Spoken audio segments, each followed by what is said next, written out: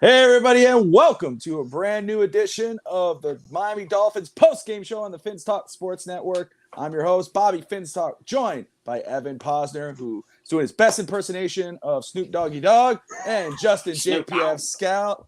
Guys, Dolphins have improved to 5-3. They defeat the Detroit Lions 31-27. I'm going to go over to the mutt to my right or left. I don't know. I'm all confused. But no, I'm going to go to you, Doggy Dog. How you feel about that Dolphins win? How do I feel? The first half, I felt like string cheese. Because that's how the defense was playing. Yeah, you're getting torn apart. By the end of the game, I felt like a whole piece of cheese. Solid as a rock, like a Parmesan. I felt great. I love it. Leave it right there. Justin, what about you, man? Oh, man. Love honestly, like I was telling Evan and you guys before the show started, I watched the game with a couple of guys off of Twitter. It was cool. So I wasn't my normal self by no means. You know, I didn't take my normal notes, but it was great, man. Honestly, we fell behind early. I got a little bit worried. And then someone's actually took Trent Sherfield's wallet, right? You know what I mean? Right there on the field. And that kind of made me mad. If you don't know what I mean by that, I mean, he got robbed. Because that was a touchdown right there. You know what I'm saying? If that crosses the plane like that. McDaniel did that. TD.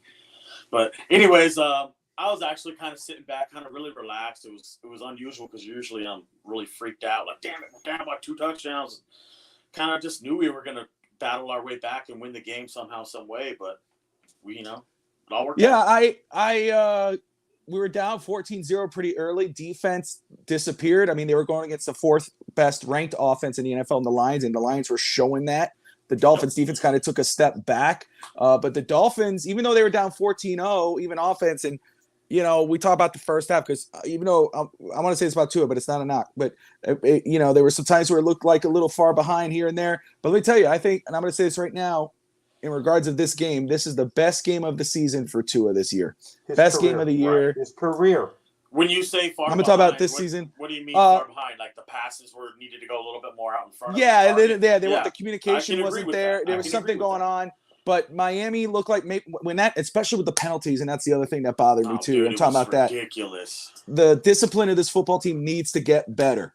You know, there was only 3 called penalties. I mean, officially, but there was like 8 that was declined. So really, and I just love that McDaniel finally, I guess, heard Evan in his ear and said, "Hey man, you need to get that shit fixed." No, My mom's scared of my mask, so I took it off. Oh, my mom watches the show. Hi, Mom. Take that mask off right now. It's scaring her. You should take that. I'm uglier now. No. But Raheem Mostert, he was a consistent player. I mean, he was every time he got the ball, he was making some plays. I mean, just gaining. Jalen Waddle looked like his old self, and I know he's been making some plays this season. But I told you, Justin, yesterday that there seems like there was something off with him. Today's game looked like his old self, which is kind of crazy because he's only 2 years in, but he looked like the Penguin. And then of course Tyreek Hill is Tyreek freaking Hill. Dude, something else. And that's the thing. I know people say, "Hey, look," because I brought it up. The 32nd ranked defense. I was still kind of like, man, they didn't do it against the 29th ranked defense. I don't know if they're going to do it against the 32nd. Yet they did. They played some catch up, but then they put their foot on the gas and then scored 31 points, and they were very impressive 31 points by the Dolphins offense. Defense, in the second half they woke up, but that was a little where I was a little tiffed off with. Justin, what are you thinking about that defense? There's a stat out there that I just seen that someone posted on Twitter that this is the second game in a row where Josh Boyer's defense hasn't given up a second half touchdown. This is the second game in a row that's happened. Second half, it was a different team, a different defense. I said the same thing to the guys I was watching the game with. I was like, hey, there needs to be a talk to the defense at halftime. They need to come out and get things together. In the first half, I seen that the Lions were actually resetting the line of scrimmage on both sides of the ball. And later down the game got closer and closer. We started, getting them back a little bit and resetting the line of scrimmage for our own. I seen a lot of good plays that were called. I seen a lot of nice passes, obviously, from Tua. He was getting the ball out of his hand quickly. Of course, when you have Tyreek and the Houston Rocket on your team, I like that. I think you're going to do a lot better. Obviously, it opens up the middle of the field. If you noticed on some of those calls with the RPO calls, the field was wide open in the middle. I mean, literally you, Evan, can go back there and catch passes back there. It's wide open, which is great. It's a good thing. The 175 yards that I wanted us to rush for and I challenged the offensive line to get, you know what, they didn't get there, but we had to play catch up. We had to pass to come back into this game and throw it around a little bit. Otherwise, you might have seen the rushing yards get a lot more. We were running for a good yard per clip. There were some statistics that stood out to me that was really great, like the third down percentage. We were moving the chains, man. That was good. The 9.7 yards per pass play was just outstanding. And then Tua's 138.7 passer rating. I mean, come on, man. That's just great. Yeah, that's why I say to me, and I know Evan says his career, and that's fine. And I think he's right too, but this season for sure was the best game this season. I mean, the numbers that number jumps out, but it really was what's the touch passes. Right on the money, right where it needed to be. I know Edmonds, we'll talk about that, but Evan, man, you've been on the chats, but you haven't been on the shows for a week because you went to go watch some Warriors versus the Phoenix Suns. What a game. What a game. That was a great game. But so I know you've been wanting to get your pick, but I want to talk about this game here, brother. So let's talk about the offense. Let's talk about the play calling. We'll get into the penalties because I think we definitely need to talk about that because we don't shy away. Yeah, it was great. We got the W, but we got to talk about some of the other stuff too. But let's talk about the offensive play calling. For the offensive side of the ball, the offense was impressive. They were going against the 32nd ranked defense, but you expect them to do that against the 32nd ranked defense. So what were your thoughts on the offense, but most importantly, Mike McDaniel on the play calling today? Overall, the level of comfort, even though it was 14-0 on that first drive, the drop by Braylon Sanders sort of had me head scratching because you have Easy out there. But the comment I'll bring up after about McDaniel, we'll talk about some of his comments before the game that he shared with CBS. So I don't want to bring it up now. But the efficiency of the offense was phenomenal. Like the level of calmness, even though it was 14-0, knowing that Tua was back there, the confidence they had in him, I had my moments where I was frustrated, but it wasn't about the offense.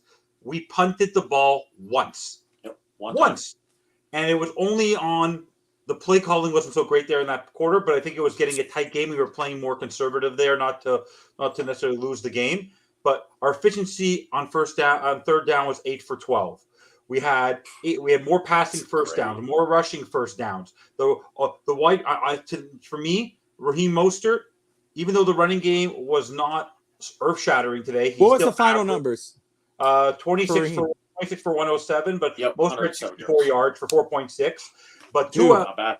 Okay, no. He did his job, but he always had days. And if you ever notice him, he gets tripped up at the end and he gets frustrated. But he gets these bursts, which I really, really like. He's going to break one once. I want to big up the number one offensive thing for me today, and I was thinking about Bobby today.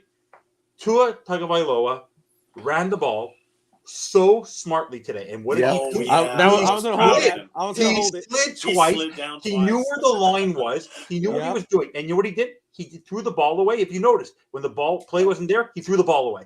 He took a sack and cradled. He played so smart today not to give the ball up. The only ball that was given up was on a rookie who was an undrafted guy who was his first catch. Dolphinier, John Santos, everybody. Wasn't prepared. Hi, everyone. Wasn't prepared. But even McDaniel said, we're not going to bother him. It was his first game, whatever. But overall, the efficiency of 4.1 was totally fine with me. I like it. Tua's efficiency was great. His QBR was tops in the league.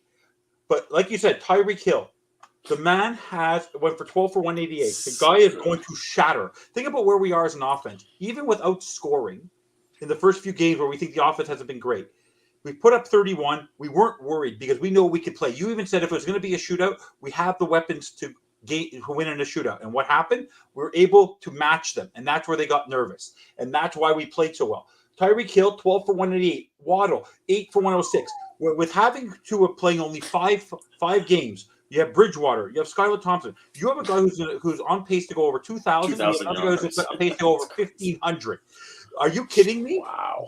These two players would be number one receiver on any team, and we have two number ones. So 1A and 1A1. 1A and 1A1. And they're so smart about how they play. Like, there was a play at one point, I don't know if you saw this, but and Justin will appreciate this. There was one point where I think it was a 3rd and 13. I couldn't remember.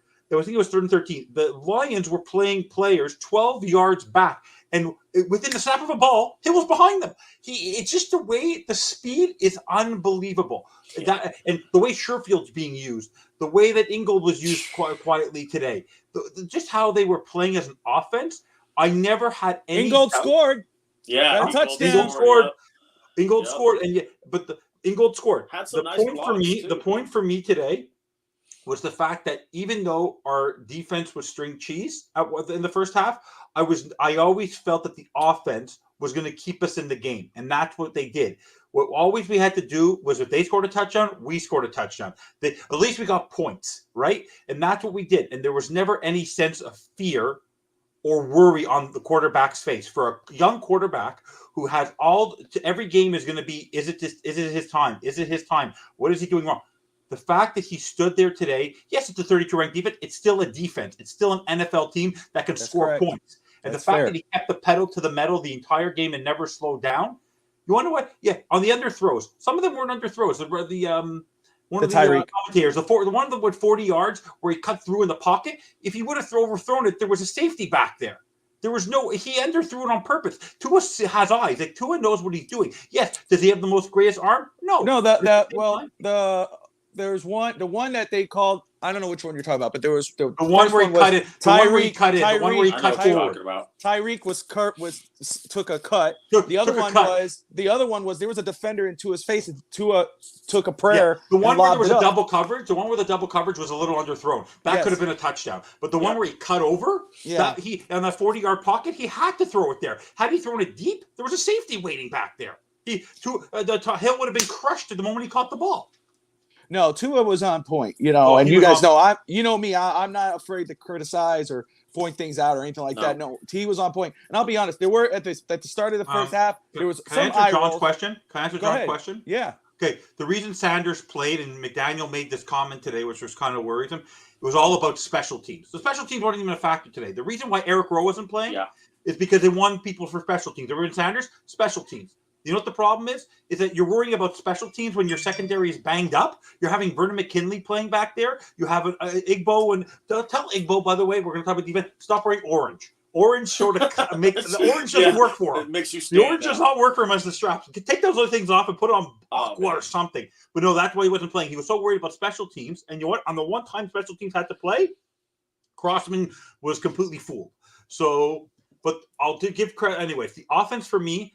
The only thing I didn't love about the offense, which it sort of converts into the penalties, which were a lot lazy, which we'll talk about, was the fact that there was so much motion and so much scheming that sort of messed up the team. They weren't prepared for that, which is sort of the knock on the offense a little bit.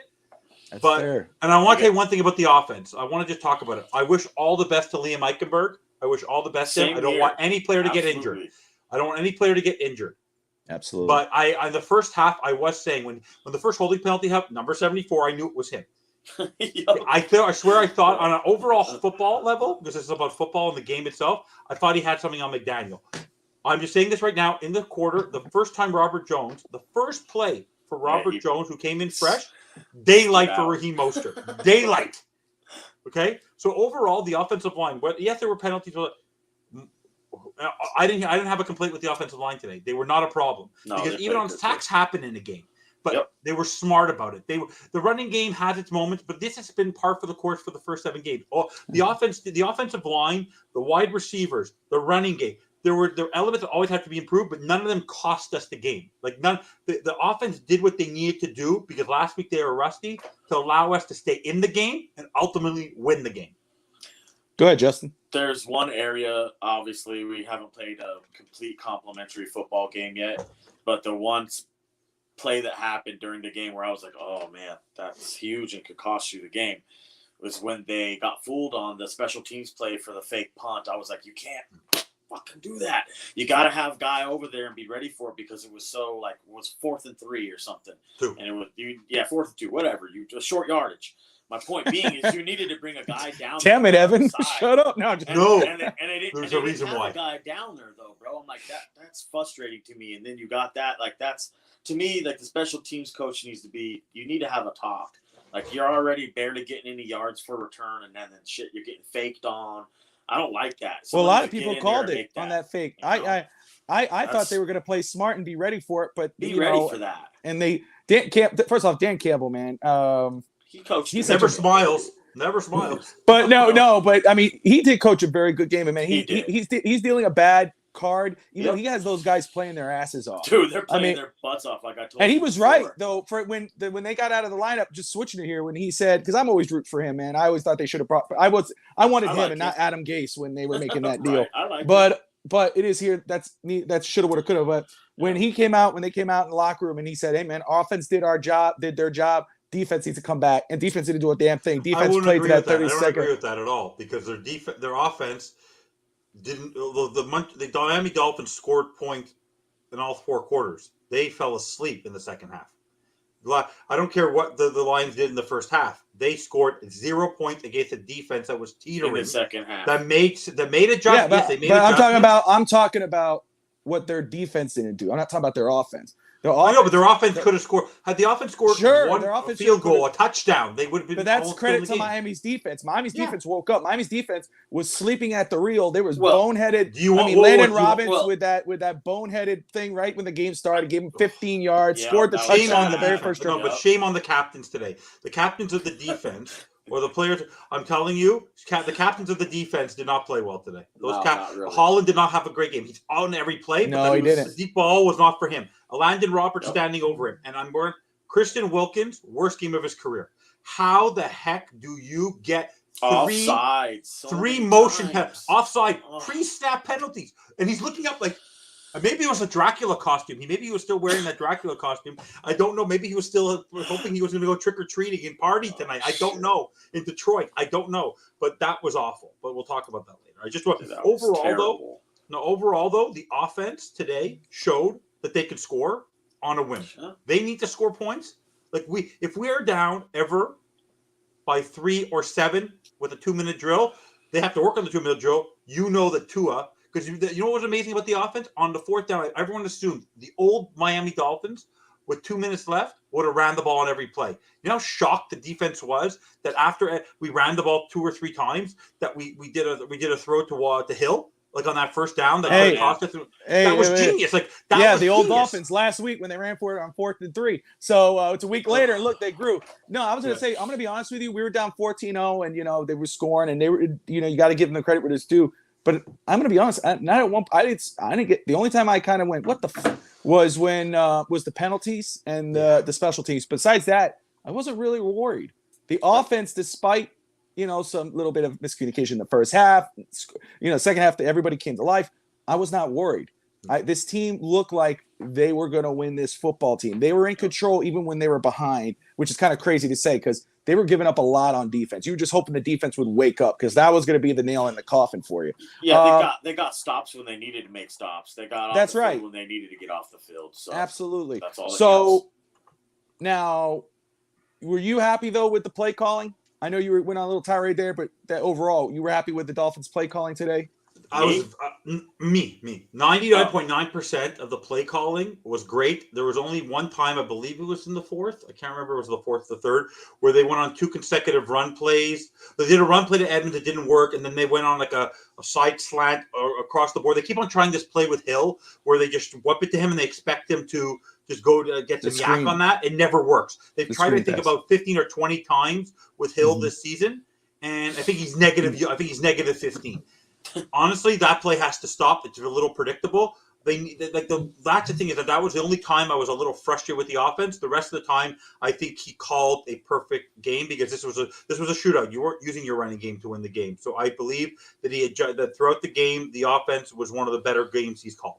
Overall. What did you guys think about that play where they had that end around set up with a convoy to Hill and he just didn't hit it quick enough, man. If he gets that over there fast enough. See, I like that. So play do I. smart. Don't overuse them. But I like that play. I like, especially you got that players play. like that. You got probably 3 of the fastest players on the Use NFL. them like that. Use them. Use them to their strengths. And I just want to Sherfield say did something get about robbed. John's comment there. Sherfield's catch was a touchdown. Yeah, Sherfield, that's man. a TD. It's what I said at the beginning. Of the Yeah, show. Yeah, but that's on got McDaniel. robbed. Hold McDaniel, on.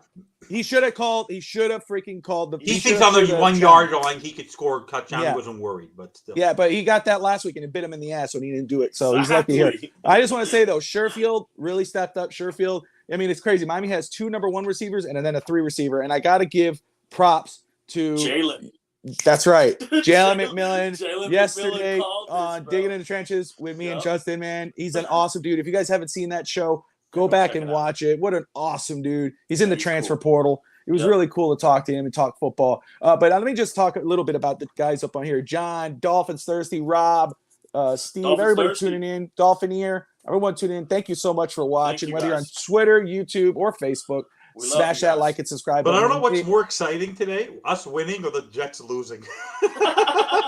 That's the cherry on top for I me. knew that was gonna happen. Who would have thought that I was cheering for the Patriots? And can I just make one comment? How awful! If you want to go have a good laugh, go watch overtime between the Falcons and the Panthers. Oh my God, how that game was who was trying to lose on purpose. Like Yep. that was just one of the worst Who wants to games I've win? ever. No, like missing. It was just awful. Go have a It was laugh bad. later. It's just, if you want to have a good It laugh. was a tank for CJ. Let me just say this very quick. Man, Dolphins Thirsty, I see him there, and I always like to plug his stuff, man. DolphinsThirsty.com. She was great. He hosts Real Talk, Fins Talk with Steve Malloy on Tuesday nights. But you got to go to DolphinsThirsty.com. He always There's great keeps me trivia on hydrated. there. Great articles I'll he be writes there. up on there. Very cool. Check it out. Always like to post those things. And then if you like Dolphins gear or sports gear or anything like that, the gentleman right there at JPF Scout on Twitter, give him a DM, dude. He'll welcome you with open arms. Tell him what you're thinking. Hey, do you have this? Do you have that? I'm literally telling you, anything you could think of. Hey, man, do you have a Dolphins jersey that's like this? Or, hey, do you have a player like that? Or do you have that Miami Heat guy? Or do you Gotcha. have that Montreal Gotcha. Expos? He's going to say, Gotcha. more than likely, yes. So go check him out, man. He'll hook you up. Go So- Packers. By the way, Evan, just find him on Twitter and say hello, and then just no, just bug me. block. You find me anywhere. By the way, Meet. No, I'm just Rob, kidding. Rob, I'm telling you, every time I'm thirsty, you always keep me hydrated, buddy. So thank you very much with Dolphins knowledge. I really appreciate Rob, it. I gotta say, brother, that's something that's a merchandise idea right there. Get a drink, Dolphins Thirsty, right there. Just, there you go. Yeah. Merchandise. Your own energy drink, Dolphins. That's correct. I love it. But let's talk about the penalties, guys, because Evan's been in the forefront though of I want kind to of go holding first if you don't mind. holding. quickly. No, and I am, because I know you've been in the forefront of I don't want to say criticizing McDaniel too much or leading that, but you have been in the forefront of holding him accountable, Yeah. especially when not holding players accountable, not showing that emotion, which he did today. Yeah. I like that. I was very But- proud of him. The penalties, and I know he looked over to the defensive coordinator and defensive coaches, and he said, "Man, you need to fix this." Get And this he's shit telling, fixed. He looked at but- everybody. He looked at but- everybody. Is it? Is that this has been an issue for the season right now? I think they're leading the NFL in penalties. Where so. does this stem from? Is this more of like, hey man, you're too much of a player's coach. You need to start laying the hammer down and being a little more firm with the guys, or is this just players being Okay. not using their Okay. brain? I wanted to take a Both. comment. Someone actually said before, one of the it was a Marcel Louis Jacques. He mentioned that somebody was actually live at practice, and the guy actually cusses out the players a lot. Like he's never heard a guy say MF as much as McDaniel does. For Good. me, one game or 2 games of bad penalties is one thing. To be honest with you, we're plus 25 in penalties against other teams. It's the worst in the league by a mile. That's Like we're bad. literally, they kept a stat how we have 25 more penalties compared to compared to all the teams we faced versus their penalties. The problem right now is just a lack of discipline and a lack of accountability. So if Wilkins makes, and that's also maybe with the trusting the depth, but Wilkins 3 pre-snap penalties.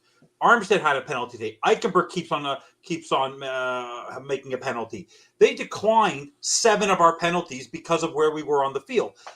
That falls on the coaches. It took him till the end of the first half, and for us to actually see him get angry. Maybe he is getting angry. He did make second half adjustments, which is I am proud of McDaniel for that. The defense woke up and they played much better in the second half. There were less penalties in the second half than there were in the first, but that does fall on the coach. Because in the end, you made decisions with your players. You make the call. You should be spending time with your team working on this. It's been happening for 7 games, and that is a lack of discipline. And a lack of discipline falls on the coach. Now, I'm not trust me. Our coach from last year over-disciplined them, but we didn't get as many. The calls we got last year were calls because of inexperience, and we never got this kind of penalty calls. But for me, McDaniel coached a great game, but as an overall disciplinarian, he comes off as Mr. Nice Guy. So people are fearful because you've yet to see someone put their seat on the bench for making a mistake. Like for me, Eichenberg in that play, getting another hold for the 8th consecutive game would have been sat because give another guy another try. Wilkins, you want to know what? Do you see Zach Sealer making these mistakes? No. But you're letting the guys who are draft picks, who are people that Greer, maybe it's Greer, I don't know, but you're letting the people that Greer has put in your place, that are people who were drafted by Greer, and you're trusting them, and you just leave them in there, assuming that they're going to adjust from their mistakes. So there's still a lack of accountability for these players that were drafted high and that are expected to do well. And that's for me a little bit because he's a young coach. I have a feeling that if you had a more experienced coach, which I'm very happy with McDaniel and how he adjusted today, and I thought, you wonder what, he finally showed his offensive means. Finish it. The running game. Say but, it. Huh? Say it. Say what? What An experienced coach would have benched Eichenberg. An experienced coach would have sat Wilkins at one point. You can't make that many penalties and not see any accountability, and it's 8 games in, and it's a consistency. You want to know what's that first thing? First, one game happens. Second's a pattern. Third, 3, 4, 5 games, we're Now plus 25 compared to any other team. And that falls on McDaniel. So right now, you want to know what? You figured out your offense. Tua's not rusty anymore. Boyer adjusted in the second half because you got angry, and I'm sure but that's the one thing. He's yet to play 4 quarters, which is also a lack of discipline on the team. Yes, the fact that they've yet to play a full game against any team, and they're a second half team. This once again proved they're a second half team. They closed the door in the second half. That's why people freaking out on Twitter and talking about that's why how this game was over in the first half. A game is 4 quarters. Yeah. And I wasn't worried about this game because this team, with the weapons they have, were able to come back. And I knew the defense would sooner or later adjust. But it shouldn't have to take this long. So for me, McDaniel needs to get he doesn't have his team ready to play. He doesn't have his team ready to play the first half. They wake up in the second, and I think it's because there's no accountability to say, you want to know what? If you make one mistake, you're going to sit. After 8 games, Hill with the motion penalty happens. There's a lot of scheming, like the offensive motions, illegal shifts. I think it's because it's over schemed sometimes, so people don't know where they need to be, or they're not sure where they need to be. But overall, the penalties for him, he needs to clean that up. That was his only problem today. It got better in the second half, but it's a trend that happens every game, and sooner or later, it's going to bite us in the ass. Well, let me just say that too. I say you're right, and even Rob brings that up. A lot of motion and those type of play design. See, that doesn't bother me as much because it's just about executing correctly. Yeah. What bothers me is the holding, the false starts, things like that. That's what pisses me off. It's like mental blocks, penalties. Yeah. So let's talk about. We talked about the offense. We're happy with the offense. Raheem. Yeah, no, let me stay there. Jason Sanders was 100% again. Can I bring up a point just real quick? Like, you talk about lack of discipline and all of that stuff and how he needs to bench a guy. Well, until you do that and you're like, no, go sit down, that shit's going to keep happening, bro. Yeah. You have to literally go do that, not just talk about it. They have to do that. And you know what? Like, you're like Eichenberg should have probably already sat down and Jones should have been in. As soon as Jones got in there, things started to open up a little bit here and there. Injury. You know, it sucks, dude. Like, do I want Liam hurt? No. But I'll be honest with you, dude. Like, we have to figure this out. But it shouldn't take him to get hurt for him to sit on the bench. Bingo. That's my whole point. Like, so, you need to make these moves earlier. Let me talk about this very quick because, we're all happy. Dolphins win 31-27, 5-3 on the season in a wide open AFC conference, not just the AFC East. The AFC East is harder than the AFC West, which we thought would be at the start of this season. But trade deadline is on Tuesday, I believe. It's Tuesday. And, there's a lot of question marks on what teams will do. And Miami has been linked to a few of them. We've discussed it. We talked about it on Finn's Talk today with Fish Tank and myself. I talked about it with Justin and Jalen. We had a great conversation. So, man, people may say, look at Raheem's numbers, and they go, we don't need the trade for a back. I don't think we need to. I But disagree. I think I that's completely wrong. disagree. I think that's He's wrong. one injury away. Yep. Thank you. Did you Because see him on the look first at what play? happened. Let me Yep. just say, exactly. He got hurt on that first run, and he looked really good on that run too. He just got smashed. But that's the thing. Do you as Dolphin fans, and don't get me wrong, I'm all about giving chances and second chances or whatever, but are you comfortable as Dolphin fans to give Chase Edmonds the lead ball right now? No, I'm not comfortable giving him the ball the whole game. More comfortable with Gaskin. With Gaskin, exactly. And they were giving Ahmed a chance. But I'm saying this. That's why I think it is so Justin important. is the man. Yeah. That's why I think it's so important. Really, I mean, yes, defense needs help, right? Especially today, even though we won the game and they shut down the offense in the second. They shut down the top 4 offense in the NFL. And you look at their record, 1-6 now, and you go, oh, we kick their ass. They're the Lions. Of course, they're with the top 4 offense. They're just not scoring touchdowns. They scored touchdowns today, but throughout the season, they weren't, and they've been losing games. Miami shut that down in the second half. You got to give flowers where they're due. However, defense is still a major stepping stone. They need help at secondary. Linebackers, you know, Justin brought up Jerome Baker. Running back, hey, man, Kareem Hunt supposedly is available. Browns are listening for a fourth round pick. You know, supposedly. Alvin Kamara, they want something similar to what CMC got. The Saints, you know, and, oh, God, Kamara in this offense would be different. But Kareem Hunt with Raheem, I mean, that 1-2 punch, it just makes too much sense. But, of course, I know who – but anyway, I'm not going to go there. I was going to talk bad about the GM, but I'm going to be nice. We won. Keep watching. I bet you something happens. So, guys, let me ask you this. And I know we're going to talk about this till Tuesday. And I'm sure Evan and company are going to react to it. But you guys are all welcome on the bandwagon to recap trade deadline if a big thing happens, okay? If a big thing happens, though, for sure. So, what would you like if there was one move, not a bunch of moves, just one realistic move Miami could do to help improve this football team or help to go, man, I feel a lot better about this team right now. What would you do? I'll start with you, Justin, because I know you've been playing with the trade machine. But let's keep it, you know, so like, okay, this is a real option. I can only get one player? Yeah. Let's say with that. Let's stick with one player, man. If you got to go position player, you go, man, I could get this player at this position over this player and this position. So then if I can get just one player in a trade, then it means I can still pick up guys on the street and poach. So, yeah, I want Kareem Hunt. Give me some Kareem Hunt. You put Kareem Hunt in this offense, you guys don't understand. You're taking pressure off of Mostert. You're not going to kill the guy and run him into the ground. Taking pressure off of Tua. Yeah, take pressure off of Tua. What do you want to bring in? What do you want to bring in December? When it's bad weather, in the snow, in the rain, in the rain, in the wind to Buffalo. Think about that. Let me stop right there. Think about that for a second. Bro. Imagine if Tua last year, who probably had maybe his worst game of his career against Tennessee, and I was there live.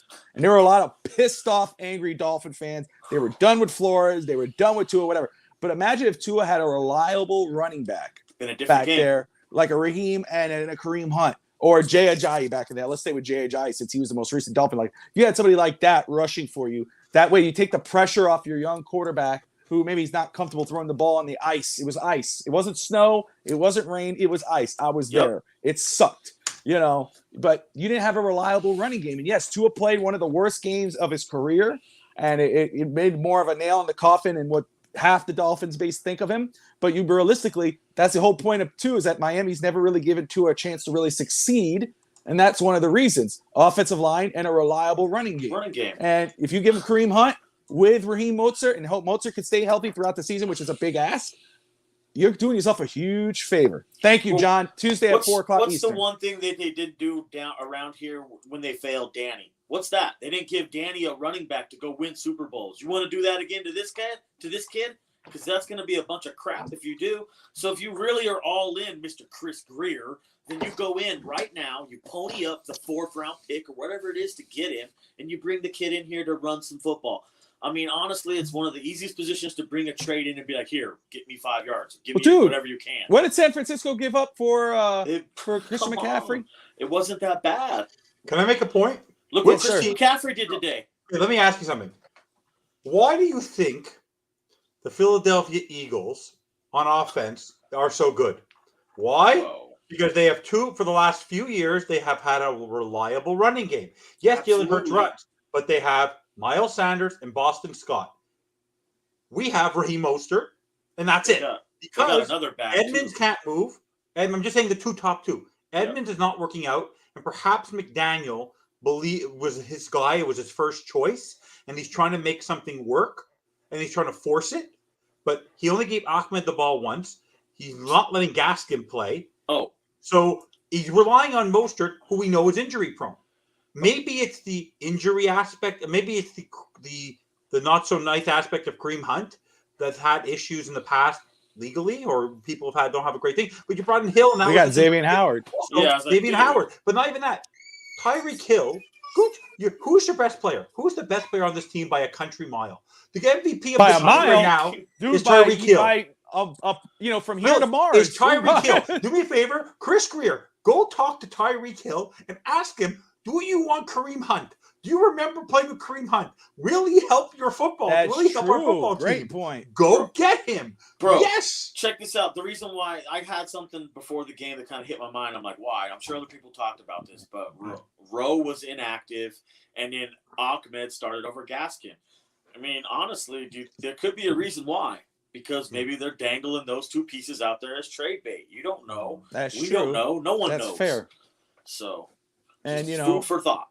So let me go here because I know I'm gonna be honest. The whole household here is going through a bug right now. I've been fine. I've been safe, but I'm feeling under the weather. Stay healthy. So I appreciate it. So I'm gonna go too long here, but I do want to talk about this. We talked about it a little bit before the show. Mike Gesicki did have a decent game. He actually got a touchdown. He looked pretty good. Got to showcase him. I'm going to start. So that's what I was going to ask. Because people were saying, no, extend him right now. There's people saying on Twitter, no, we need to bring him back. We need to re-sign him. We need to do this. And I know Justin is very happy. He's like all aboard of that. He's leading that Gesicki train. No, I'm just sign him, Justin. Dude.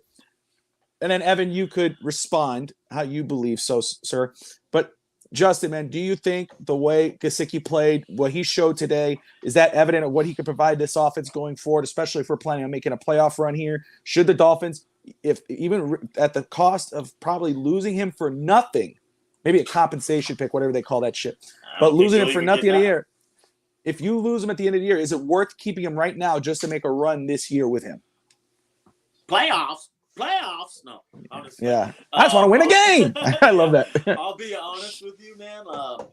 We all know what he is. He's a high point receiver who can not break tackles and can catch the football and catch touchdowns for you. So, yeah, in the red zone, sure, he can provide you that. He can get you 12 touchdowns this year if that's what you want statistically. Do you want statistics like those 2,000 yards everybody keeps talking about Tyreek having? Or I bet you if you ask Mike or even ask Tyreek, they'd be like, you know what? You could keep the yards. I want to win a ring. I don't care about the yards and all that shit. So in order to do that, you got to sometimes you have to make a subtraction and, you're going to get an addition anyway.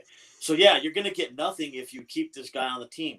That's what I already had somebody to explain it to me, how we honestly won't even get the comp pick because of someone on the Spaces explained it to me where we won't even get the comp pick because the money didn't work out. Something with the money.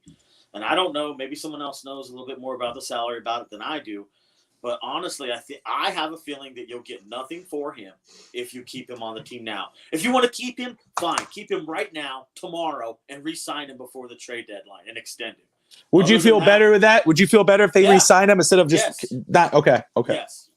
All right. Let me just say this, Evan, before you respond, brother. If you want to respond, sure. And we can move. But I just want to say, Dolphins Thirsty is absolutely right. I wanted to bring that up in regards to running backs. Look at what happened. Tannehill is out. I don't know for how long. They put in Malik Willis, their rookie back, and look what happens when they have their MVP caliber running back, Derrick Henry, 200+ yards, 2 touchdowns. That dude's a beast, dude. If anybody says he's taking a step back, God, I'd take that dude in an instant, man. I don't care what all team any day of the week. Man, I just give him the ball. Give it to Henry. That's what you want to help your young running back. You want to help your quarterback get a Derrick Henry. Absolutely. So I just want to say a great point from Dolphins. So he should get Player of the Week, but Tyreek is right there. Tua is there too. Tua had a freaking game, dude. Man, again, the numbers you go, but he had 6 touchdowns against Baltimore. That does not speak to what he did. There was one play you were nervous. There was not one badly thrown ball. There was not one badly thrown ball worried about interception. Not one. There are people nitpick, but anyway. But I'm just saying this game here. This game here. What's up, Josh? This game here, and Josh. I want to say Josh Wingate and Josh Kimmel. will be joining the network. I'm excited with their beer and sports podcast. I'm excited about having them on.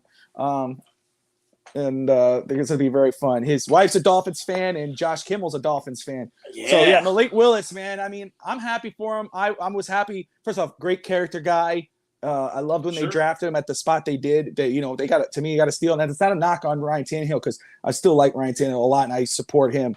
But Malik Willis is going to be – that was such a smart move for John Robinson and the Tennessee Titans. And to have that rookie – I mean, not that rookie back, but that running back in Derrick Henry, that type of support – that's only going to do him big favors to give him time to grow, and that's what they should have done with Tua. You're a big Ryan Tannehill guy when he was here. I like Tannehill, but I was more about he needed to get a new. I liked when he got traded because I thought wide receiver. No, that's not fair. That's not fair. That's not fair. Stop. His numbers. Stop. His numbers were comparable. Don't get me getting defending Ryan Tannehill. I'll need to rewatch the Dolphins game. That's when I was done with him. Okay, Ryan Tannehill. I'll give Ryan Tannehill one prop. I have his jersey. I had it before it happened. He gave me the greatest heart attack of joy in my life, outside of my kids, when on Miami Miracle. He was the quarterback. So listen, congratulations to Ryan Tannehill. Just like you want to give, this is my thing, and this goes up to Dolphins management. People always want to cry about what Tua doesn't have and what he hasn't gotten and all this bullshit year in, year out since he's been here for there. They did the same thing with Ryan Tannehill. It's true. Bad coaching, but let me finish. Bad coaching hires. You got a guy you got Joe Philbin to start it out, Adam Gase right after, when he looked better with Dan Campbell and that coaching staff, which is crazy. But to me, and actually his numbers, he was right there with in rookie from first year to like 4 years with Peyton Manning and Marino with a lot of yardage. He was showing out. So I mean, he has his hiccups, but I was happy when he got traded to Tennessee because he needed a fresh start, and look what happened. So that's something. But here's the key though to that is that look who the management was that whole time. Chris Greer is still sitting there, and it's still the same bull. Yes. Doesn't matter. I'm hard on Chris Greer too. Don't worry. You want to ask about Gesicki? Let's go. You went on a tangent. Let's talk about Mike Gesicki. Mike Gesicki right now. The reason why they're relying on him and why I think they're going to end up keeping him. What? I'm just kidding. Action. No, go ahead, bro. Hey, let's just talk because I want to get this point across. The reason Smythe is not back yet. I don't know what the story is with Smythe, but Hunter Long had a catch. He had one catch and then got a penalty. So and then he sat.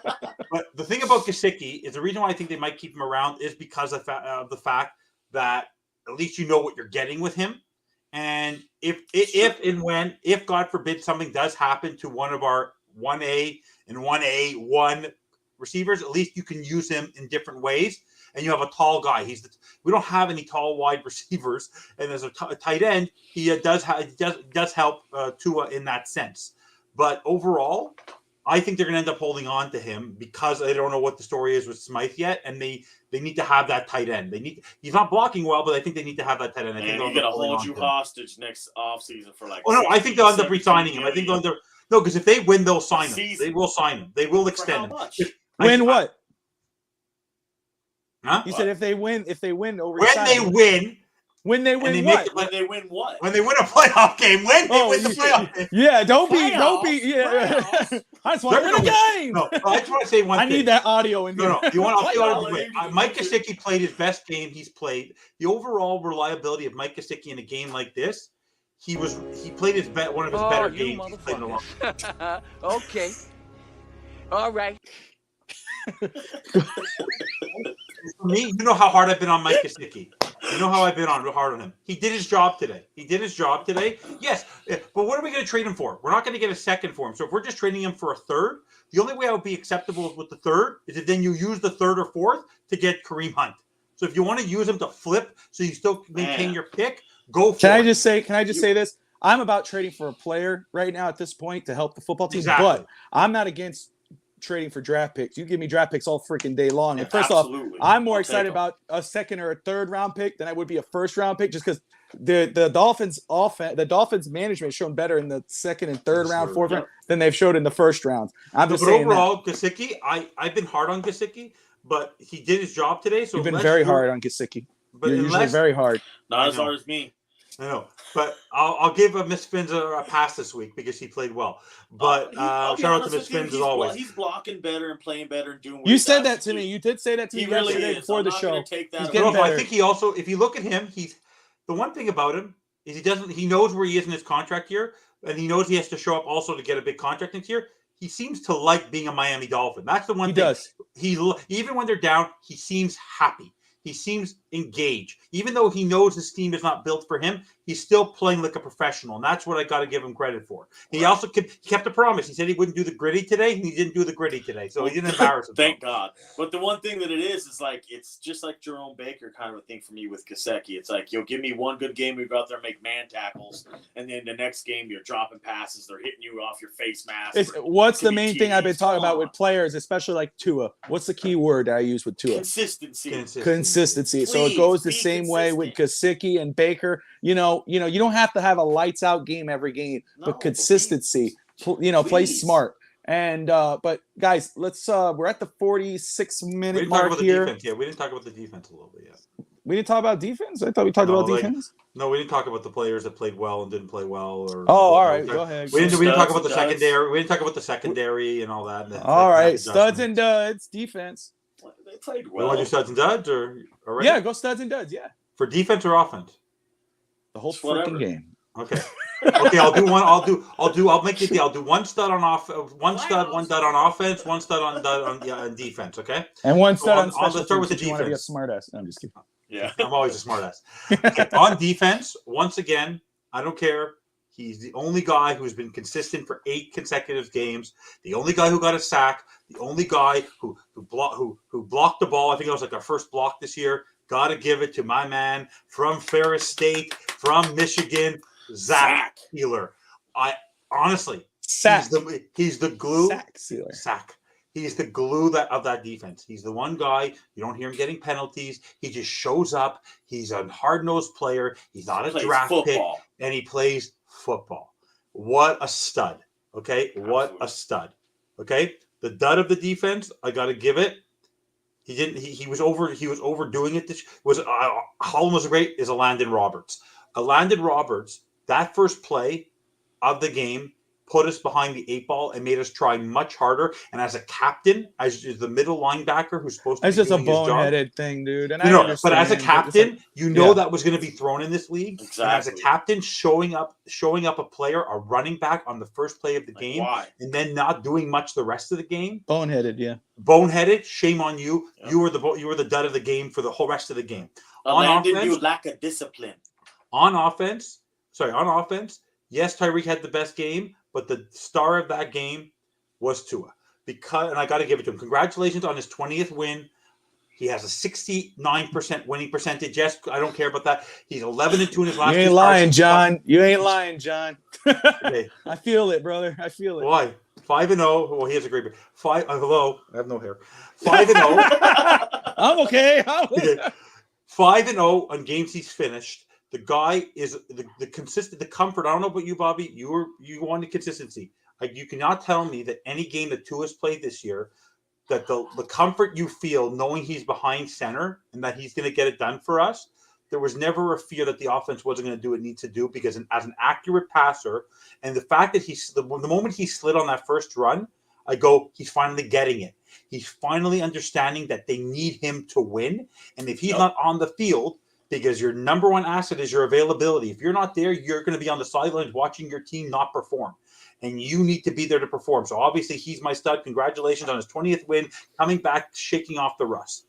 The dud of that offense has to go to Chase Edmonds, because Chase Edmonds, for me, I'm not going to even blame the offensive line, has been given chance after chance after chance after chance. He's given the exact same holes and he's given the exact same scheme as Raheem Mostert.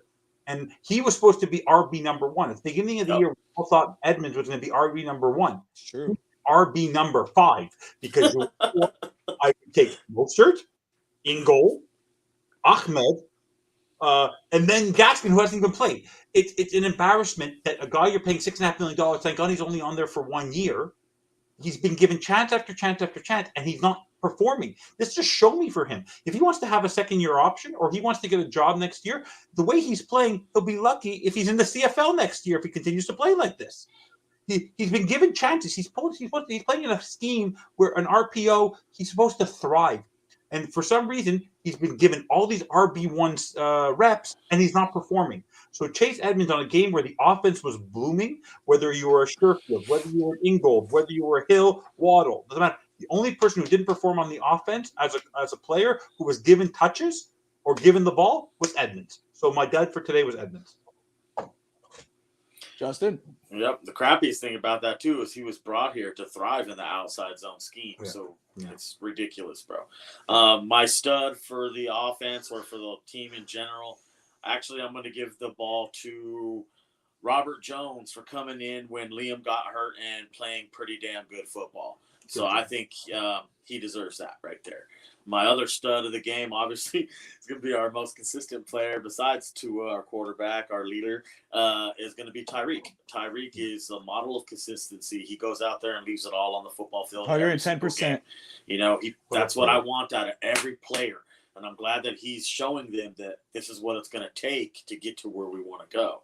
You're going to have to leave it all out there on the football field, period, bottom line.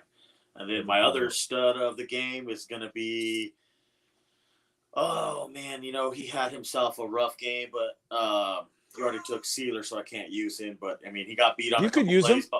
You could use him. I'm using Zach Sealer's thing because I was going to go with Holland. I'll look at that. Zach Sealer's one of my studs. I'll take Zach because he's a stud. He's always going to be a stud. If we could find 2 more of those guys and put them on the defensive line, man, we'd have a really good line. You need guys who want to play with that kind of fire, that kind of energy, with their hair on fire, where their motor don't stop. They're nonstop. They're going to go till they get what they want. And that's what we need. And then if I could give one more stud of the game, I guess I'd go special teams.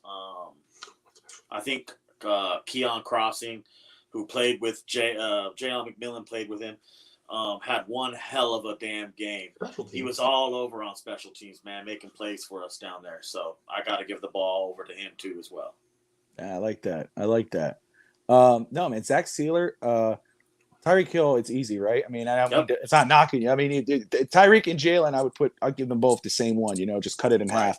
Give them that. But Tua, I got to give it to Tua, man. Stud of the game. I mean, it started, again, there was some people scratching their heads in the first half or whatever, but overall that game, especially in the second half, it was on the money. I mean, to me, the best game of this season. Evan says best game of his career, and I know that's at 6 games. No picks, but I mean, he could have thrown 1 pick. It still would have been probably the best game because what he was doing and running the ball. The smart decision to run the ball, but not only to me, you could run the ball, but you got to be smart. Sliding when it counted, being smart with the football. You must be so proud of him. I'm very proud of him. So no, I got to give. He's the stud of the game, man. And Javon Holland, I would say a dud. Zach Sealer's a stud. But this is the thing, and then everyone who got penalties today are duds, in my opinion. I'll just give them all damn duds because it's like you got to play smarter than that, dude. Landon Roberts, you want Armstead had one, but no, but it's just playing intelligent. Like you said, the line motions, the offense Thursday Rob brought up. When you're playing that type of complicated offense, you make a mistake here and there. Okay, I get that part. You're trying to find the right spot to be ready for a big play or some trick play. But when it's offsides, encroachment over and over and over and over and again, or taunting, when you know that it's not the same type of football league that it was back in the day, where you can't stand over and look at a player and say, "I hope you're feeling better." To them, that's taunting. You can't do it. So be smarter than that. Those are boneheaded plays. So to me, whoever got those boneheaded plays, they're duds. Dolphins Thirsty Rob says Kohu was a stud for him. I like that. Yeah, I like that. Player. And let me ask Jason Sanders. Love you, Jason Sanders. 40-yard. Yeah. 45-yard field goal. 45. Let me do this. We're gonna close it out right now. But let's see here. I saw this at the beginning. Steve said it, and Rob kind of debated a little bit, but is Tyreek Hill, it's still very early, guys. It's early. Tyreek Hill, Jalen Waddle, are they already better than the Duper brothers, the Marks brothers?